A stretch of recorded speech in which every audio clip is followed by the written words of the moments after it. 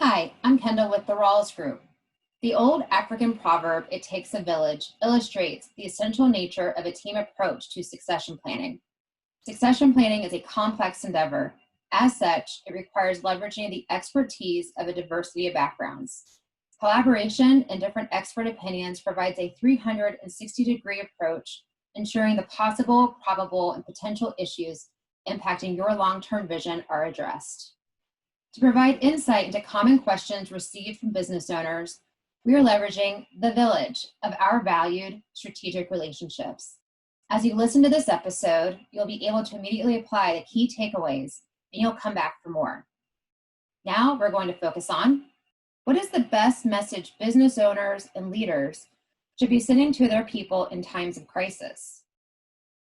Hello, I'm Katherine McGuire from MCM CPAs and Advisors Communications team, and I'm here to answer your questions. What is the best message that business owners and leaders should be sending to their people in times of crisis? Unfortunately, working in corporate communications, we see crisis communications come up far more often than we would like. When a crisis can hit an organization or a marketplace, we see leaders get together and discuss what our position is, what is our plan of action, and what are we going to say in a client communication. Unfortunately, we often see an internal communications plan get pushed to the back burner. Maybe it's not discussed until the second or third meeting. I greatly recommend pulling that into one of your first conversations about this crisis, because you would be surprised in being honest to your employees how much that can pull you further in a crisis. You're going to want to be very open with your employees on what's happening, what your plan is moving forward, who is working on it, and who they can go to for help. And during that, you're going to want to speak to them about that regularly so they can see the progression during this. It's concerning when a crisis happens for people of all levels. And the worst thing is to think my company is not doing anything about it, because then gossip can occur and misinformation can be spread. So you want to be in control of that narrative. A great way to start is with a town hall. Get together with some staffers at different levels within your organization, brief them on the crisis, and ask them what they think questions are going to come up from coworkers, what questions clients might have, and then answer those questions in a town hall. It's okay if your answer is, "We don't know right now, but we're going to find out and get this information for you." Because information with clarity and honesty about what's happening is much better than not sharing any information about the problem at all.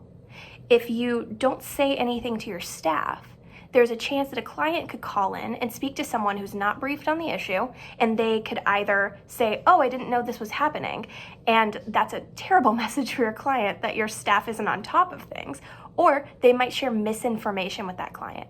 So be prepared to give your staff canned responses for what they can say to clients via email, over the phone, and also give them a point of contact for someone that your staffers can talk to if questions are more detailed than they can provide. And that way they know what to do. They don't feel lost or in the dark about this crisis. They know they have a plan of action for themselves. And that is going to build so much trust within your organization. Then, as you go to build your position and your client communication, if you have some key players within these town halls and communications that have been asking great questions, pull them in to your communications building for clients. You'd be so surprised what people who don't normally work in communications, what interesting, diverse perspectives they can bring about how a client might perceive a communication, especially in a time of crisis. It's a great time to just be very honest, not hide things from your staff, collaborate, be open and honest with regular communications so that people know your position, know that you're working on it, and if they have questions you can't answer at that time, circle back and give them those answers later. What's the message that leaders should be sending to their people during this time of crisis? We got this, and I've got your back. You see, during times of crisis like this, people get discouraged, they lose hope, they get afraid, and during that period of time, as leaders, we need to help them regain hope and have a vision for success going forward. They need a lot of encouragement, attaboys, positive things, not a lot of gloom and doom. There's plenty of things out there to give gloom and doom. Every week, Beth Beans Gilbert of the Fred Beans organization writes a weekly COVID update in which she highlights all the positive things that are happening in her organization, and particularly highlights the men and women and the individual things that they're doing to make this happen. It's very encouraging. People get very positive about that. You see, as leaders, we have to help people understand what our plan is and that they can depend on you. So you need to have your management team gathering together, focusing together, sharing exactly what are the key things each of them are doing each week in order to address the crisis issues that are out there. When they can reach out to each other and how can I help each other, etc. Communicate, communicate, communicate, especially the positive things. Remember that fear of the unknown can be absolutely debilitating. And the last thing people need to do is be fearful. They need to move forward. Several of our dealer clients are using videos just like this one in order to reach out to their people, encourage their people, let their people know what's going on, particularly in larger organizations where they can't get around and meet with everyone. And they also use these videos in order to share exactly what the new policies and procedures are that are being utilized under the COVID crisis so that their people can focus on doing the right things and feeling safe and secure. You see, when people feel that they're informed, they're well trained, they know you've paid attention to the details that are key to keeping them safe and allowing them to do their business, now they can focus on doing their business instead of on the fears that can be debilitating.